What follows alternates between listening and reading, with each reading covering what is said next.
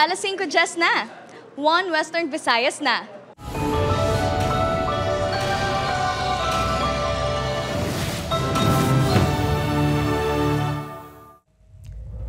Mga balitang atong tutukan, subong nga Biyernes, DepEd Division of Iloilo may tikang na nga ginahimo sa reklamo sang pila ka lalaking estudyante nga ginaligar ginmolestya sa ilang maestro. Tatlo pa ka maestro sa Uton Iloilo ginaimbestigaran sa Uton MPS bangod sa ginaligar pagpangmolestya sa mga estudyante. May persons of interest na nga ginatutukan ng kapulisan sa kamatayon sa 17 anyos nga dalagita sa Bacolod City. Pila ka mga barangay sa Haniway Iloilo ginbaha samtang duha ka manong pangisda na igo sang kilat sa Kalibo, Aklan. 520,000 water system project sa Pototan, Iloilo ginareklamo sa mga residente nga wala mapuslan.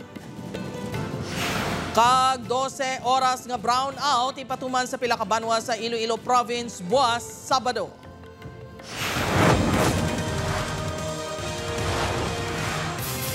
Ini ang GMA Regional TV, 1 Western Visayas. Mayong hapon Western Visayas kag Negros Occidental, malantaw man kita live streaming sa YouTube channel sa GMA Regional TV kag Facebook page sang 1 Western Visayas. Sa nagapangunang nga balita, tatlo ka maestro sa Uton National High School ginaimbestigaran man sa Uton Police angot sa ginaaligar pagpangmolestya sa mga estudyante. Si John Sala nakatutok live sa Uton National High School. John?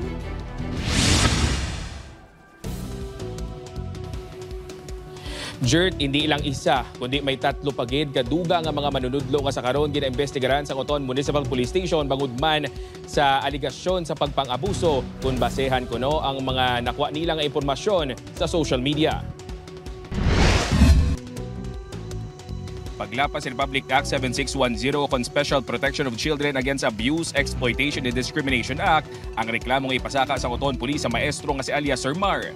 Ini matapos ginreklamo sang duha ka mga estudyante nga lalaki nga edad 13 kag 14 anyos sang pagpangmolestya. Ginakompleto na lang sang Women and Children Protection Desk ang Uton MPS ang mga dokumento para mapasaka na sa piskalya.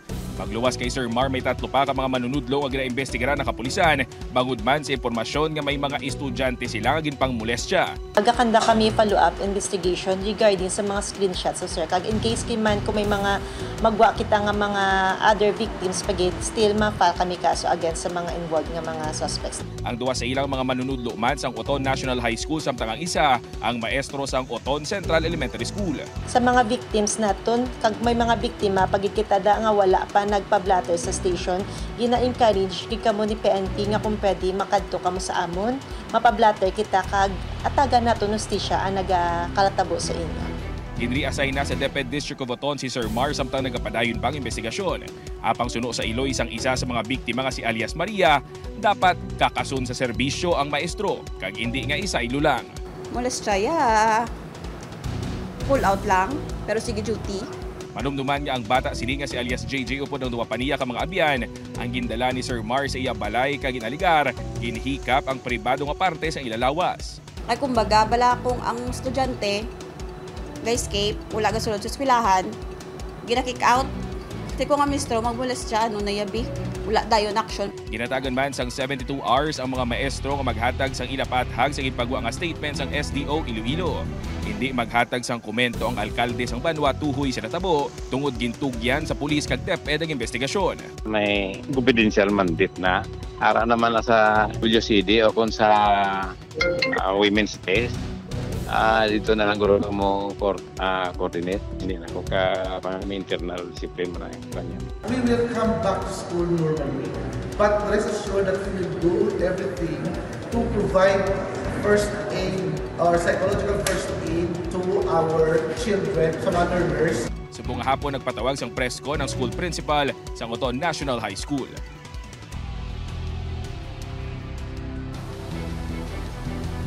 Jerd, sa press conference kagina ginapahayag man sang principal nga si Sir Darwin Haro nga pati siyang naulamid man sa issue matapos nga may nagpalapta sa social media sang iya pribado nga conversation sa ginaligar estudyante. Magluwas ni Jert may ana pagid nagalaptas on social media nga conversation man sa social media no sang isa ka teacher pagid sa bulutuan kag sa ginaligar isa ka estudyante. Apang suno sa principal, ang mga conversation are taken out of context kung posible sala ang pag-inchindi. Ginapangitan na sa karon sa bulutuan ang nagpalaptas ang amo nga conversation kag ipaagi sa legal nga proseso ang ilang mangintikang. Jert? Madamo gid nga salamat sa update, John Sala. Para sa dugang nga mga balita sa Negros kag Panay, mangin kaupod ta si Adrian Prietos. Adrian? Yes, Jert, mga kapuso, madamong ginasalamat. Dalagita nga nakitaan nga wala sa gabuhi sa kahilamunan sa Bacolod City posible ginkastigo. Kag ginhimuslan sa lugar sa diin siya nasapuan. SITG gintukod sa BCPO agud mas mapadasig ang investigasyon. Yaring balita nga itong gintutugan. Posible ginhimuslan kag ginpatay ang 17 anyos si alias Freya. Inisanto sa inisyal investigasyon sa Bacolod City Police. We have not yet get the result of SOCO, but based on the investigation conducted, it appears nga dito siya mismo gin rape. Kaya ang iyang lower garments atuman to sa kilid. Dako man ang posibilidad sunod sa kapulisan niya kilala sang biktima ang suspect. Hindi pa nato mambal kung gang rape. May posibilidad man nga isa lang ang nagimo. May posibilidad gani nga dito na lang na sa gingapos nagupod man siya. Voluntarily. Nagtukod ang BCPO sang Special Investigation Task Group agud mapadasig ang dalagan sa investigasyon. Kay na sang aga nakigsapol ang alkalde kag Colonel Cronica sa hepe sa Police Station 1. Ginatutukan sa SITG ang anay reklamo kag police records sang dalagita. Allegedly no do may reklamo lang sa mga 70-60. So, reklamo ng away pamilya lang bala. Away mag-iloy mo doon itong nabatian ko na kita. Pero hindi man to mas lang nga kuan. Pero other than that, kapangita pa mga kami records kung ano pagid mga na involvado o kung mga records nga related sa atong biktima. Pati kadamo gid naghatag bla informations no nga nagapanawag para makabulig man sa investigasyon sa aton nga katapos sang kapulisan.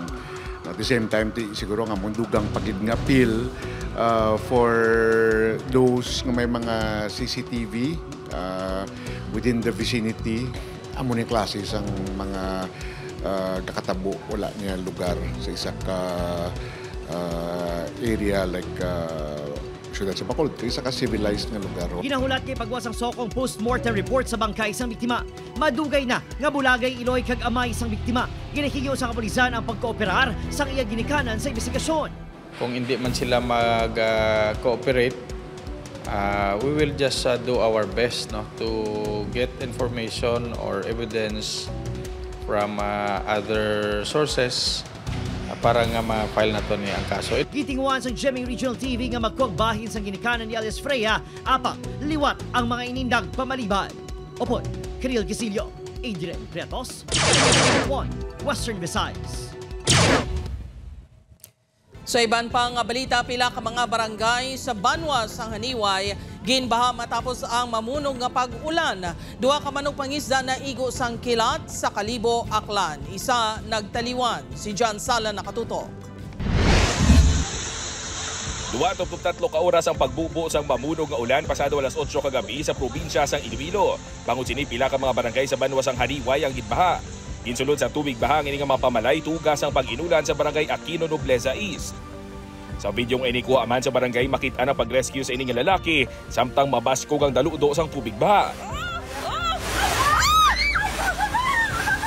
Pagluwas sa barangay Aquino, Nobleza East ginbaha man ang pinapa ka mga barangay. Samtang maisaman ka pamilya ginrescue ang MDR-RMO Haniway sa barangay Damoong. May portions sa barangay sa Mulian. Pero dasig na siya. Kada mugog ng ulan, siyempre dito magpunta na ang tagamnan. Dito ginagagat alawas na dito sa barangay Sauyan. Tapos nasa nagbahaman ako. Suno sa Pag-asa Iloilo apisar nga wala sang bagyo kon weather disturbance sa sulod sang PAR, lauma ng mamunog nga pag-ulan sa Western Visayas ilabi na kun hapon o kun gabi bangod sa Intertropical Convergence Zone. Ating nga weather system is sagapon sa ITCZ.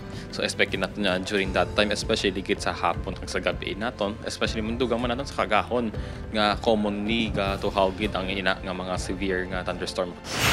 Samtang sa barangay Nubuswang, Kalibo, Aklan, isang patay samtang isang pilason matapos maigo sang kilat sa tunga sang labod.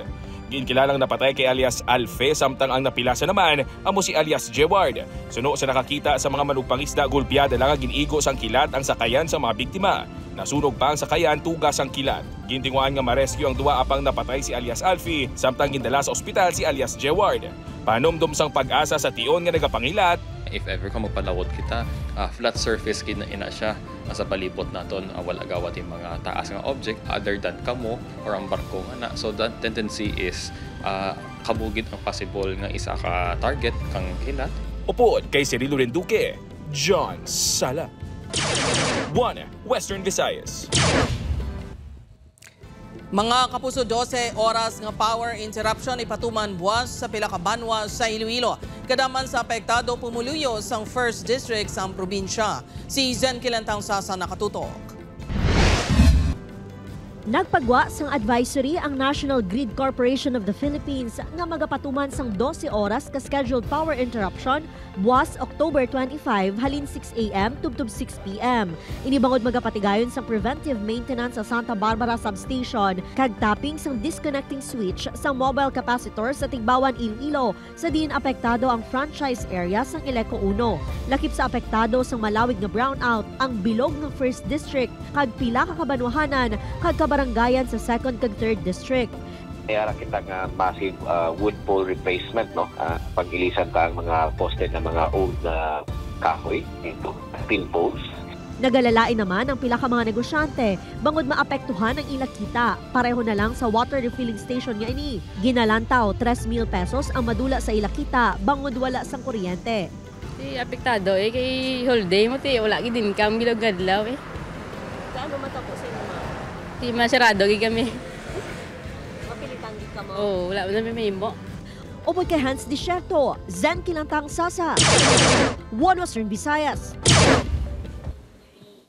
Bohol City Councilor Al Victor Espino ginsuspend sang ombudsman sa 6 kabulan bangod sang kaso administratibo ginpasaka sang bitaw personal batok sa iya.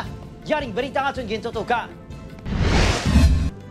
Apisar, wala pa may nabaton niya kopya sang suspension order. Gintugyan na sa iba niya konsihal mga komitiba niya ginpamunuan ni Bacolod City Councilor Al Victor Espino. Ini matapos, ginpapanaugan sa 6 kabulan nga suspensyon sang ombudsman. May angon sa kaso nga ginpasaka sang bitaw personnel nga si Abner Salvalion, 2 ka tuig ang nakaligan. Una, inigin reklamo Salvalion nga nagpamahog gamit ang pusil sa mismo talatapan niya na ibitaw Chief Major Junji Liba. Verbally, higapatuman ang suspension ni Councilor Al Espinos. That's why nag-ayo kita before the session para swift ang flow officially sa aton nga session. Instances like this are already anticipated by the presence of the internal rules of procedure of our local sanggunian. So, nagahulat pa ang DILG Bacolod City sang kopya sang order sang ombudsman. Kadalaga naman ini para kay Major Liba nga nagatindog witness sa reklamo sa iya tinawo bato kay Councilor Espino. With this decision, yes, I think na serve naman kay nagwa man ang kamaturan kag tagaan merito ang complaint. Samtang kumpiyansang alkalde nga hindi maapektuhan ang serbisyo sa publiko bangod sa suspensyon ni Espino. I think they've decided naman kung sino mabutang as floor leader than the other committees. So it's a legal process that they have to follow. Makapila ka beses siging pakikangutan sa news team si Councilor Espino apang wala ini nagasabay. Obayaril Gasilio, Adrian Bretos, 1 Western Visayas. Ini ang GMA Regional TV, 1 Western Visayas. Mga kapuso, water system project nga nagabalor sa masobra 500,000 pesos sa Pototan, Iloilo. Ginareklamo sa mga residente nga wala mapuslan. Si Zen Kilantang Sasa nakatuto. Nagabalor sang 520,000 pesos ang ini nga water system project sa barangay Tumkon, Ilawod, Pototan, Iloilo. Apang ini ang ginareklamo sa mga residente bangod wala mapuslan matapos nga naguntat ang konstruksyon. 30 ka mga balay kung tani ang maserbisyuhan sang proyekto sa sitio Gibungan East kung nangin operational ini.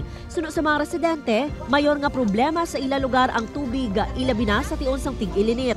Why maninanda mapatayon ang ilang nga project? Useless lang man ang gastos nilang. Di paano magtubig da kayo ay source of water? Duha na katuig nga paghulat sa mga residente apang tubtub subong wala pa sa gihapon ini mapuslan. Akon na personal nga aktisyon kung inosente, sabda lang. Suno sa municipal engineer sang Pototan nga ginpondohan sang LGU sang 400,000 pesos ang water system kag 120,000 pesos ang counterpart sang barangay. Nakumpleto na nila ang program of work sang proyekto kag naka-issue na sang certificate of completion sa barangay sang May 7, 2023. Wala naman madala sa phase 1 ang pagpatasok kag distribution lines pakadto sa mga panimalay. Naginon-anon makami kay kapitan kung ano pagit ang pwede namon nga madugang kung tasok o kung electric motor. So nagambal si kapitan nga electric motor lang ang idugang. Kay gamay na lang mamang nabilin sa budget. Kay sila na lang daw bahala magpatasok. Aminado naman si punong barangay Macario Rodrigo Jr. nga wala pa matapos ang proyekto. Naatrasar ang phase 2 sa water system. Bangod nangin masako ini sa iban pang mga programa sa barangay. May continue pagid siya. Garing mamo 23 di bala balaan nyo man nga. Masako man ta, may eleksyon man natabo. Huwag ko dayo madumduman nga, pwede ba budgetan tapatoy, dapat i-continuous to. Tinguaan naman sang Pototan LGU nga makadugang sang pondo agud mabuligan ng barangay agud matapos ang water system project. Upod kay Hans Desierto, Zen Kilantang Sasa, One Western Visayas.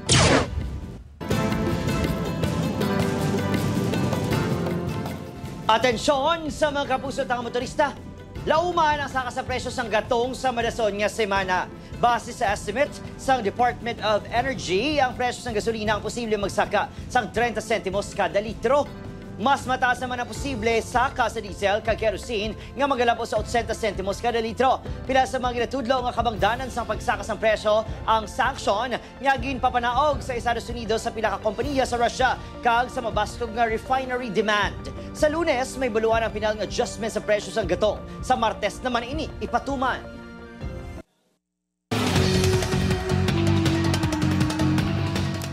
Lalaki nga nagpanglampos ng IV stand sa ospital sa Libujan, Iloilo. Ginpasakaan na sang reklamo. Suspect nakitaan sang mental concerns ang isa ka doktor sa Alyosan District Hospital. Si John Sala nakatutok.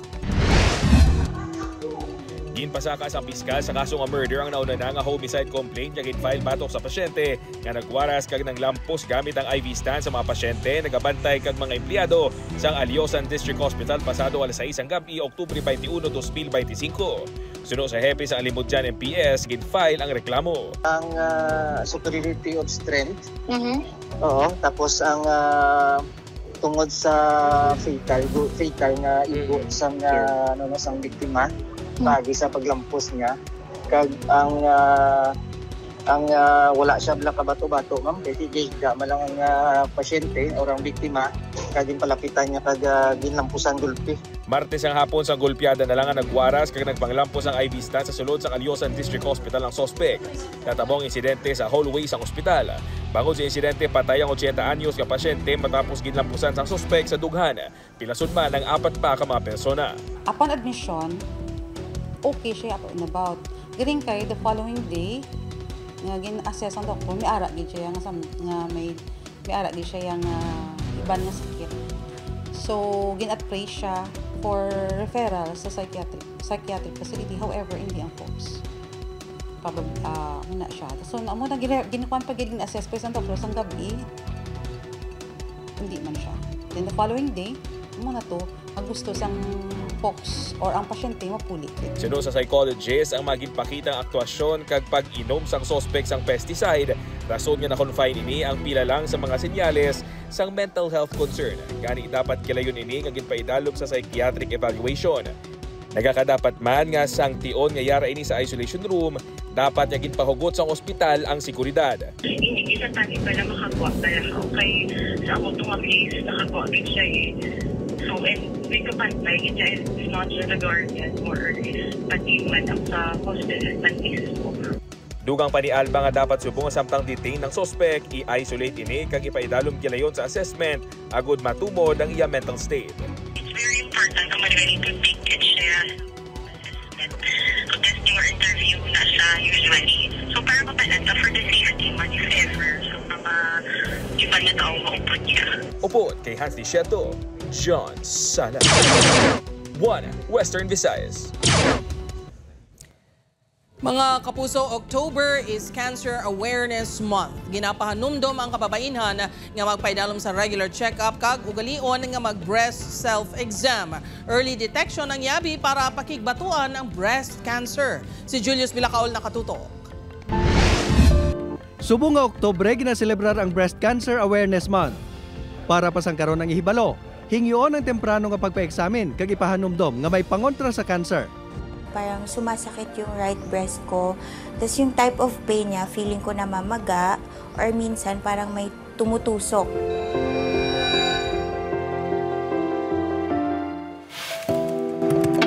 Sang nakaligan nga tuig, na-diagnose ang stage 4 breast cancer ang 34 anyos nga occupational health nurse nga si Nicole. During our physical examination, na-required sa work. So may nakapangbukol yung doktor. Ako mismo hindi ko siya nakapa actually. Ang kabugat sang balatian nga ginadala ni Nicole, ang nadugangan pa tungod sa kadako sang gastos niya sa pagpabulong. Ongoing treatments ko po right now, hormonal therapy, radiation therapy. Then after that, nag-chemotherapy ako which is 7 sessions lang din siya. Still ongoing pa rin yung other cancer treatments ko aside from radiation and chemotherapy. Amo na istorya ang oncologist o kon doktor nga espesyalista sa pagdiagnose kag pagbulong sang cancer nga si Dr. Norman San Agustin. Suno sa iya, early detection ang liabe para mapakigbatuan ang breast cancer. Lahat po ng sex, babae at lalaki, pwede magkaroon ng breast cancer. Problema dito, at yung diagnosis po natin, napakahuling nadadiagnose. Pag advanced na po yung cancer, pag stage 4 na kayong disease nito, napakahirap pong gamutin. Sunod sa Department of Health, naglabot sa 33,079 ang kaso ng breast cancer sa Pilipinas sang 2024. May bukol na kayo, may dumudugo na sa nipple ninyo, may retraction na yung skin ninyo, may masakit na sa buto ninyo. Medyo late na po yun. Ano? Yung recommendation po nila at the age of 35, yung baseline mammogram ninyo, paggawa na ninyo, at yung breast self-examination, yung diet ninyo. Bata pa kayo, meron na kayong mound sa breast niyo, lumalaki na yung breast niyo. Magpasimula na po kayo ng breast self-examination. Isa ka programa sang PhilHealth ang ginatawag nga Z-Package o kon ang paghatag sang financial assistance para sa mga malubha nga pamalatian o kon high-cost illness nga sama-sami mabudlay bayaran sa pasyente.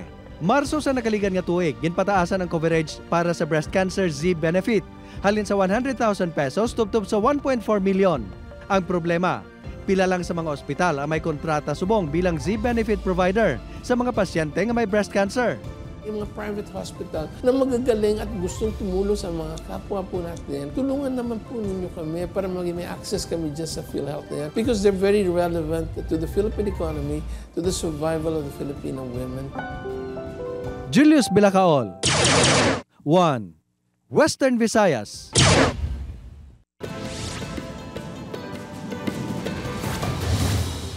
Dead on arrival sa ospital ang isa ka lalaki matapos nakaagom sang patal nga pilas. Tugas ang pagkabuno sa barangay Bagumbayan, Ilahas, Alimujan, Iloilo, Lunes ang gabi. Ginkilala ang biktima kay alias Ignacio, 59 anyos. Ginatudlo suspect si alias Edsel, 42 anyos. Suno sa hepe sa Alimujan Municipal Police Station, nagpadulong ang suspect sa balay sang biktima kag gintawag ini. Apang pagbukas ang biktima sang kwertahan, gilayon ini nga ginbuno sang suspect. Naigo ang biktima sa tiyan. Ginasundan niya motibo sang kapulisan ang daan niya ligutaanon kag bangod sang away sa duta sa tunga sang biktima kag suspect. Arestado ang suspect kag nagapakatubang sang reklamo nga murder. Ginbawian sang kabuhi ang 4 ka tuig nga bata nga babayi matapos mabungguan sang motor ang tricycle sa barangay DSB sa Banwa sang Pontevedra. Ginamaneho ni alias Gerald ang motorsiklo kag angka sini si alias Lemilin kag ang 4 ka tuig nila nga bata. Suno sa kapulisan, nagabiyahe sa magkatuhay nga direksyon ang motor kag tricycle. Sang nakalabot sa lugar, hinali nag-overtake ang motor sa isa pa ka motor kag nagdiretso sa tricycle nga ginamaneho ni alias Jonel. Upod ang pasahero nga si Jay, 4 tanan ang napilasan sa aksidente. Ginrelease ang Nabas Police ang 48 anyos nga driver sang wing van truck nga kausa sang karambola sang mga salakyan sa Nabas, Aklan. Ini matapos nga naglaps ang 18 oras nga reglementary period nga wala pa madeterminar kung pasakaan ini sang reklamo. Suno sa Nabas Police, nagkadto kahapon ang representante sang kompanya sang driver apang wala sang dala nga special power of attorney. Wala pa may baluan ang kabugusan nga balor sang damage sa 8 kasalakyan kag 2 ka motorsiklo. Gintuad sa kapulisan nga antes nga nadulaan sang preno ang truck, may nabatyagan na nga diferensya ang driver apang nagpadayon sa pagbiyahe.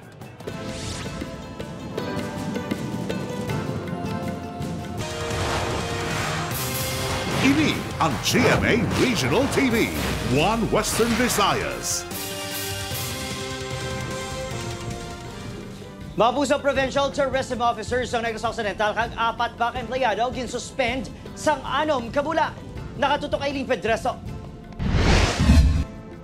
6 ka bulan nga suspensyon kag wala sang sweldo ang ginpapanaog bato kay Provincial Tourism Officer Cheryl Dicena kag 4 pa ka empleyado sang Kapitolyo.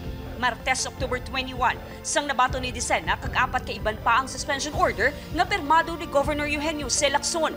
Lakip sa mga ginsuspinde ang 3 ka disbursing officer nga sanday Mark de la Cruz, Esther Jane Ignacio, Alfredo Tolosa III, kag Recreation and Welfare Services Officer nga si April Love Gui.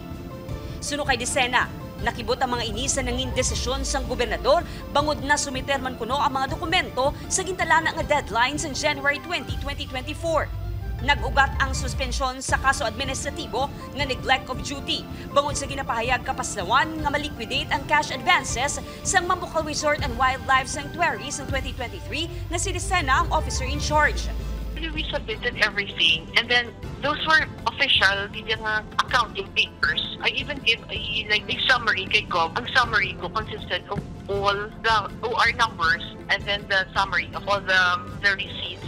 They were liquidated as early as April 3. Santo man sa Provincial Tracking System, liquidation approved ang status ng ilang liquidation sa April 3, 2024. It has always been my policy, especially with our government employees. She still has her remedies.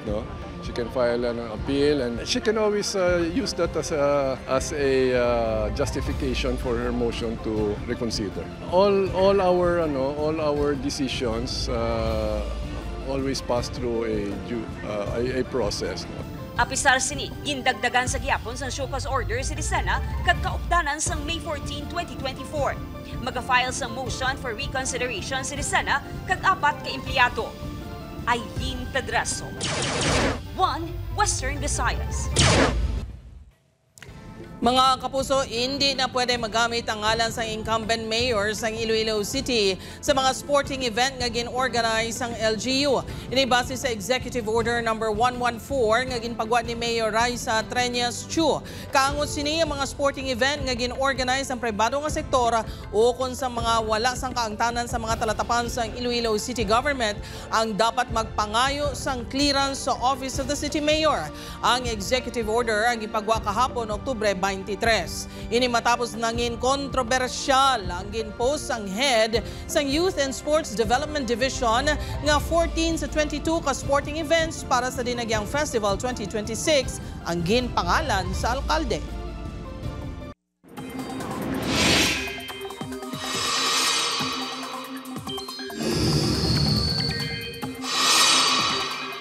Mabuso, natunaw na ang LPA o low pressure area nga ni Baguio Salome. Apang may chance sa gihapon sang pag-ulan. Bangod ina sa Intertropical Convergence Zone o kung ITZZ nga nag-apekto sa Mindanao. Posible man magpaulan ang easterlies sa nasilangan ng bahin sa Luzon, samtang shear line naman ang nagaluntad sa extreme northern Luzon. Base sa datos sa Metro Weather, posible nga ulanon, binugadlaw ang Negros Island Region, subong man ang mga probinsyas ng Capiz, Iloilo, kag Guimaras. Mapuso nag-umpisa na ang proof of purchase promo sa Kapuso Big Time Panalo Season 4. May chance nga magdaog ang mga manugbakal o kung sari-sari store owners. Over 7 million pesos ang papremyo.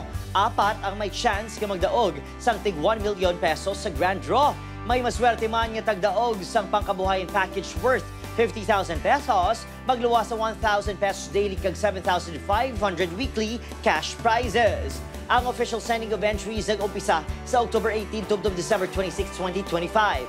Pwede maghulog sa entries sa participating Mercury Drug branches, GMA Regional TV and radio stations, kag selected outlets ng Pure Gold nationwide.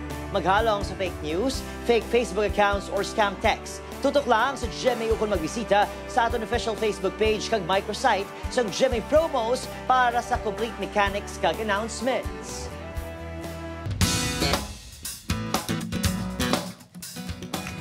Mga kapuso, last round na sang blind audition sang The Voice Kids sini nga Domingo. Sino bala magakumpleto sa nabilin nga 5 slots sa Team Project Z, Ben Kada, Julie Squad kag Team Bilib.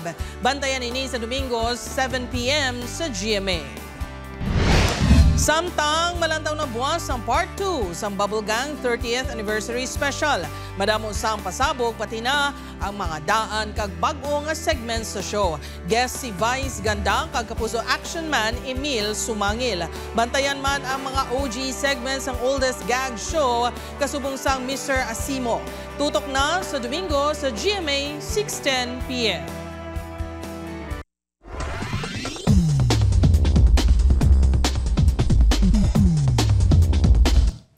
Mga kapuso, 62 days na lang, Pasko na. Ako si Gertrude Charlatan, ini ang One Western Visayas, bugos nga puwersa para sa mas dako nga misyon, kag mas masangkad nga pagserbisyo sa pungsod.